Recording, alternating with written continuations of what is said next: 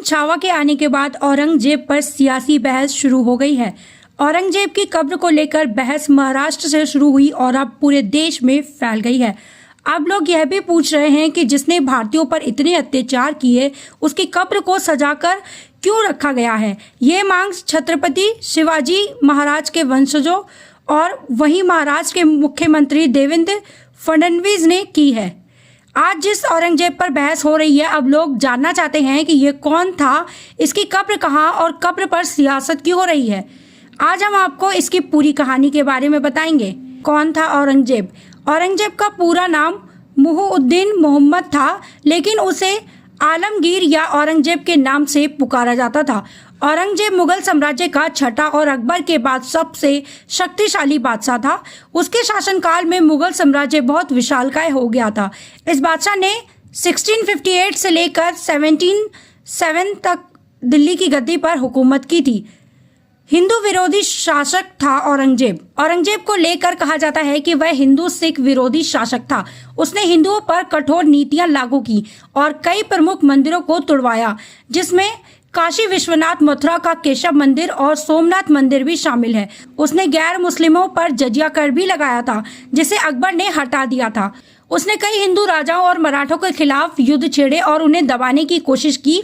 औरंगजेब के 49 सालों के शासन में 46 लाख लोग मारे गए थे।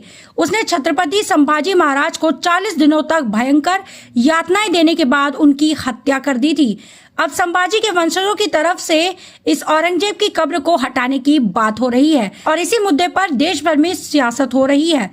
कहाँ है औरंगजेब की कब्र? औरंगजेब की कब्र महाराष्ट्र के औरंगाबाद जिले में खुलदाबाद नामक स्थान पर स्थित है। इस जगह को सूफी संत बुहारुद्दीन गरीब और अन्य संतों की मौजूदगी के कारण धार्मिक दृष्टिकोण से महत्वपूर्ण माना जाता है। यह जगह औरंगाबाद से लगभग 25 किलोमीटर दूर है और इसे विलियों का नगर भी कहा जाता है, क्योंकि यहाँ कई सूफी संतों की दरगाह भी हैं। साल 1707 में औरंगजेब की मृत्यु हो गई थी, तब महाराष्ट्र के औरंगाबाद में उसकी कब्र बनाई गई थी। उस क्षेत्र का नाम औरंगजेब के नाम पर ही रखा गया था। कब्र को लेकर औरंगजेब की क्या थी इच्छा? कहा जाता है कि औरंगजेब ने अपनी वसीयत में लिखा था कि उसे साधारण मिट्टी की कब्र में दफनाया जाए और यही खर्च उसकी कमाई से किया जाए।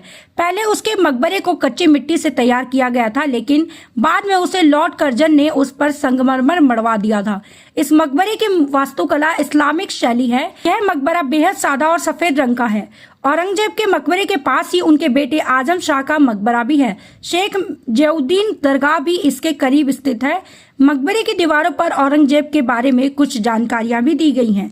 औरंगजेब ने मरने से पहले लिखा था, मेरी मौत पर कोई दिखावा ना किया जाए, संगीत ना बजाया जाए, कोई समारोह ना आयोजित किया जाए, मेरी कब्र पर कोई इमारत ना बनवाई जाए, सिर्फ एक चबूतरा बनाया जाए पर किसी भी दरख्त की छांव ना पड़े।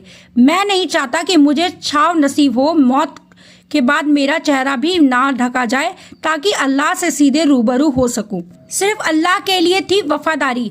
औरंगजेब अपने रिश्तों के लिए भी कभी ईमानदार नहीं रहा, वो सिर्फ अल्लाह के प्रति वफादार था। जीवन के अंतिम दिनों में अब उसे अपने बुरे कर्म सताने लगे थे। उसे लगने लगा था कि अल्लाह के सामने उनका सामना कैसे करूंगा। उसने अपने छोटे बेटे कामबख्श को बुलाया और कहा, मेरे मरने के बाद लोग मेरे बारे में क्या सोचेंगे? मुझे लगता है जो मैंने दूसरे लोगों के साथ किया है वही मेरे अपने लोगों के साथ होगा और मैं एक बादशाह के तौर पर नाकाब साबित हुआ हूँ।